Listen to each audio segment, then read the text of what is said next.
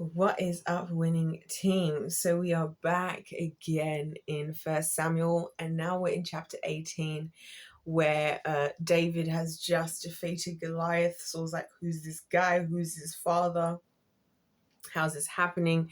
Saul's son Jonathan is like, finally, a man of God around here. And they become besties, which we're about to find out about that. And it's all about to go downhill. And we're about to be reminded of something that I've told you guys many a time, that jealousy always leads to murder. The jealous spirit and the murderous spirit work hand in hand. People that are jealous will often, if possible, try to kill their perceived enemy, or the person they think has what they deserve.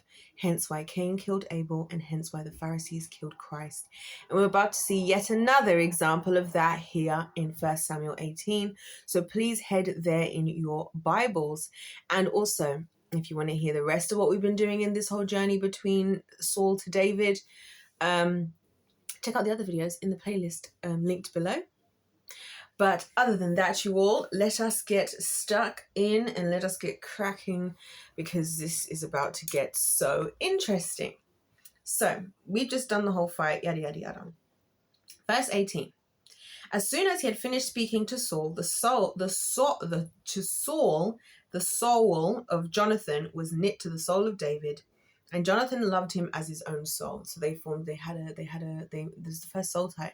That's mentioned. They found each other, they're on the same wavelength, and they became besties from that point, because it's like now we're operating together, right? And Saul took to him that day and would not let him return to his father's house. Then Jonathan made a covenant with David because he loved him as his own soul. He made a covenant. So he's like, we are now making an allegiance, an agreement. Oh my gosh, right? And because now, and this is what we're supposed to do in the body of Christ, we link up and anyway. And so they made a covenant. This is an agreement now. We are on the same team, you and I and you and me and you, me and I, you and me, I, you, me, you, I, you, me. And this is the thing about teamwork that I think people don't seem to really understand, in my humble opinion about everything, is that on a team, you do have to, that you can't be on a team and not be in allegiance to that actual team. You know what I'm saying? That's what I feel like is the wrong with the body of Christ, is that we're all saying, oh, we're believers, but then we act like each other's enemy. It's like other believers are great. Honestly, other believers are actually far greater my enemy than the world. In fact, the world is actually chill, to be honest. Isn't that crazy? The world is just like, okay, you're a believer. Yeah, I don't agree with that. Yeah, I agree with that. Okay, cool. Believers, on the other hand, hey. And Jonathan stripped himself of the robe that was on him and gave it to David, and his armor, and even his sword, and his bow, and his belt, and went out and was successful. So Jonathan gives everything he's wearing, like his whole armor and everything, to David. And David went out and was successful where Saul sent him, so that Saul set him over the men of war, and this was good in the sight of all the people, and also in the sight of Saul's servants. So this is quite interesting, right? There's so many things to point out here. First of all, Jonathan immediately thinks, right, this armor is better off with you than with me. I trust you to be the man of war. Do you guys not remember that that's something that God actually said, that was said about David far before? This is when he was still just with the sheep. Many videos ago, a couple of chapters ago, while he was still with the sheep, God had identified him as a man of war. Let's find the verse quickly, because we're here. It's the Bible, right? Come on. Where was it? David.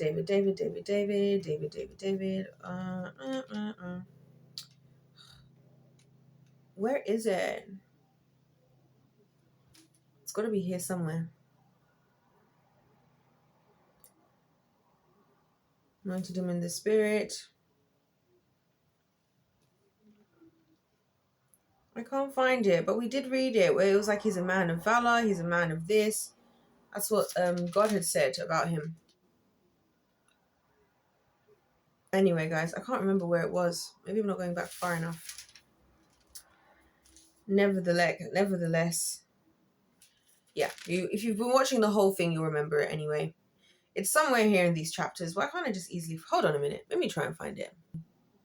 I've also just noticed something else, that all along, Saul's not really paying attention to David, by the way.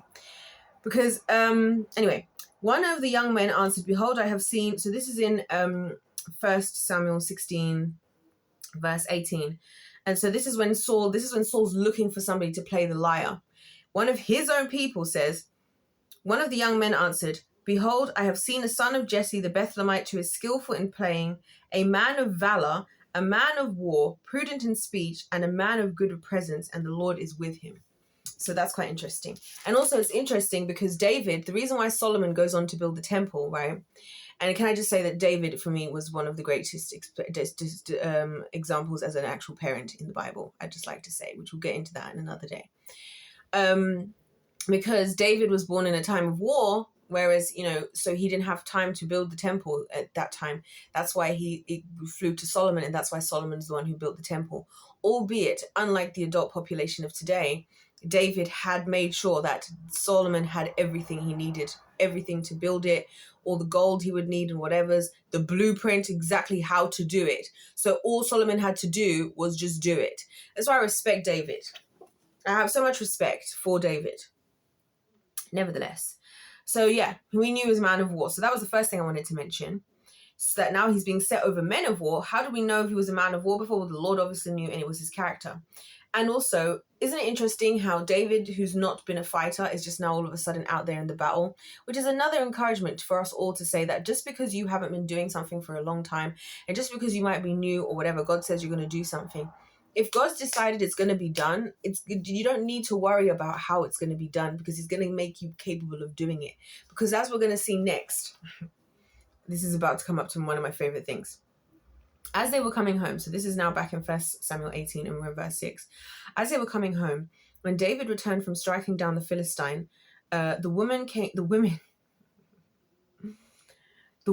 out of all the cities of Israel singing and dancing to meet King Saul with tambourines, with songs of joy, with musical instruments. This is my favorite bit. And the women sang to one another as they celebrated, Saul has struck down his thousands and David his 10,000s.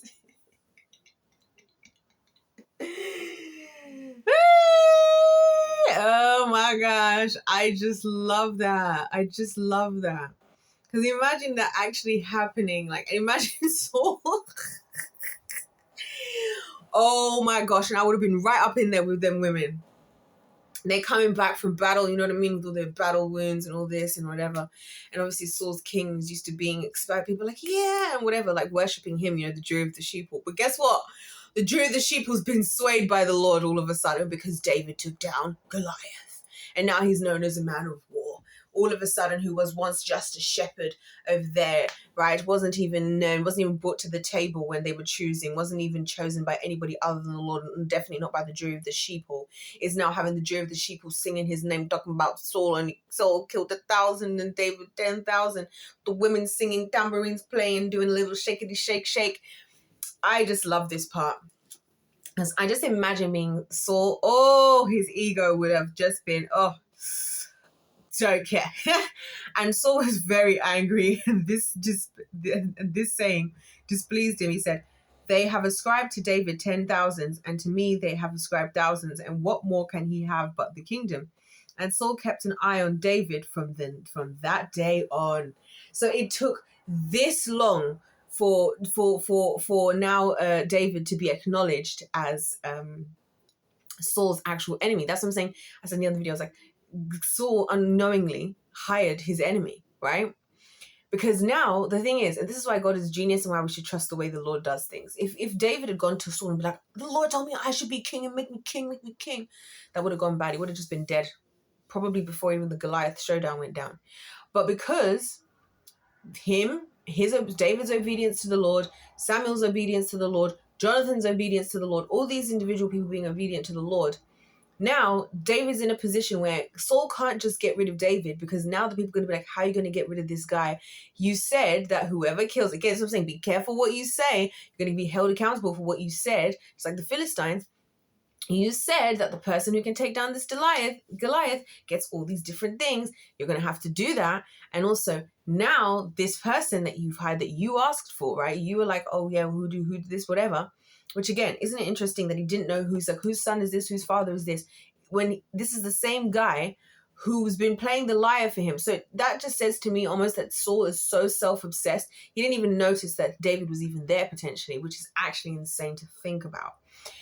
Anyway, and so now Saul, God has done it in such a way that David has proven himself, first of all, now to the people. So now he has got the favor of the people. But also now Saul is going to make Saul look bad if he comes up against David. But Saul going to do it anyway. Spoiler alert. Anyway, what is going on here? Hold on. Okay, so let's keep reading. By the way, my hand is actually, my wrist is starting to hurt from holding this Bible. That's how you know I've been in the Bible. Wow, my wrist is actually hurting. Where are we? So we're in verse. Yeah, and Saul kept an eye on David from that day on. Mm-hmm. You should have been keeping your eye out. That's the thing about being underestimated, guys. This is like when I say to you guys why I love my strategy and gameplay. Is the best thing to do. I think my best gameplay strategy is just seem dumb and aloof for as long as possible in the game. Right? Let the prideful ones, the egomaniacs, go as far as they think they can go, and let them get extra comfortable. Let them get very extra comfortable in their position. Because you know why? Because by the time that they realize that you're actually a threat, it's when it's too late. It's when they've already, it's too late now. You're done. You are done. And that's what Saul doesn't realize is going to happen now. Under his nose, David has won the favor of his own son, mind you. He's won this competition against the Philistines, so a whole bunch of other things. And he's also won the favor of the Jew of the sheeple. All of this took place while Saul was not really taking David very seriously, nor were the people, nor was anybody. That's why it's my favorite gameplay in games. My winning strategy, just aloof, not really paying attention. Oh, I'm just a dumb girl. I'm just a dumb little girl. Just a dumb woman. I'm 28, and I'm just a dumb girl, and I just don't know what I'm talking about. And I'm just part of the problematic Gen Z. Gen Z always such the problem. Oh, I'm such the problem until we crush you. I can't wait. Oh my gosh, I can't wait. This is what I'm saying. This is my fuel, my fire force. You see what I'm saying, guys? Like, cool. Underestimate us. Underestimate my generation all you want. Go ahead. Go ahead. Go ahead. We'll see who gets the last laugh, won't we? Yeah. Anyway, so yeah, I love everything about this. Verse 10, the next day a harmful spirit from God rushed upon Saul, and he raved within his house while David was playing the lyre, and he did day by day. Saul had his spear in his hand, and Saul hurled the spear, for he thought, I will pin David to the wall, but David evaded him twice. He...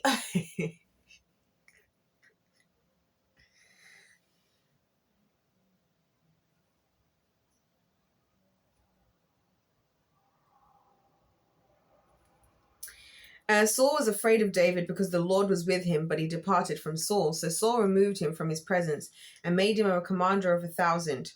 And he went out and came in before the people. And David had success in all his undertakings, for the Lord was with him. And when Saul saw that he had great success, he stood in fearful awe of him. But all Israel and Judah loved David, for he went out and came in before them. Wow, he went out and came in before them just like a real king. That's what I'm talking about. He went out and came in before them. He led them. He went out and came in before them. He led them from the front line, not from the Oval Office or from 10 Downing Street or from I don't know, God knows where. On foot, on the land. Anywho, and I'd just like to add here that this is again another thing you'll face as a winner, and guys, is that, what was I going to say? I got distracted getting annoyed about how just honestly old. Anyway, whatever. This is what happens when you're a winner, guys. Your enemies they'll love to hate you and hate to love you at the same time. And that's why they're problematic, okay? Because they love to hate you, as in they love to hate you. They're against you, so we're seeing from Saul. But they hate to love you. They also love you. He can't help that David is somebody he needs right now, in terms of playing the lyre, in terms of his ability, as a soldier now. So it's like the hate to love to hate. I've realized that, like, I realize how with people in real life where I have that dynamic with them, where you can see that, like, sometimes it's like they're treating me as though they hate me, and sometimes treating me as though they love me. And it's like you can see the battle in their own mind of like hating to loving you, loving to hate you, but hating to love you, because they actually love you, but they also hate you. And that's why I feel like you should just be in the kingdom of heaven and just be a pure, genuine person, because that's a lot of confusion to be living in. And this is what we're seeing from Saul here. He is hating to love him, but he's loving to hate him. But he can't do anything because he kind of needs him. I come to think of it, I've really had a lot of relationships like that in my life, unfortunately. Well, not a lot. Actually, yeah, a lot. Actually, no, not a lot.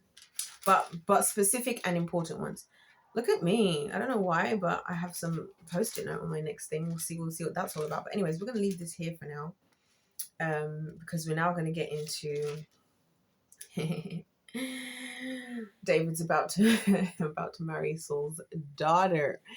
As if it wasn't bad enough. As if it wasn't bad enough. Do you think that she's not going to be thinking yes after she just saw what she just saw displayed from David, and now she's the one who gets to marry David? Do you think she's not having the time of her life? Do you think this is not the best day of her life? Do you not think that she's so excited about this? Do you not think that she feels like she's hit the jackpot? Do you not think she feels like the most blessed woman in the entire planet? Of course she does. And again... Oh, it's unfortunate, isn't it? Because she's about to experience something she ain't experienced in her own household, and that's just gonna make it worse for Saul. I love this because this reminds me of the world today, and why I think we as adults should all humble ourselves before the Lord and say, Lord, fix what's in me that needs fixing and direct my path, lest I find myself down this road. Anyways, you guys, I'll see you in the next one. I don't know how long this is going to take, this series. How long is this? I thought I was going to get it done in one day, but it's just so much to say. Anyways, you guys, like I said, if you want to see the rest of the videos, everything's linked in the description box below. So head down there into the description box and click the link and watch the other ones. And then there's going to be ones to come afterwards as well. Isn't that so cool? Because we're not going to finish until we get to the David actually being king and like all of that. So there's a few little things to happen, because obviously Saul's about to come in and try and kill him. And it's going to be really interesting who's actually trying to protect David and what's actually happening. But anyway, if life's a game is played to win, God bless you all. God loves you. I love you. And I'll see you in my next one.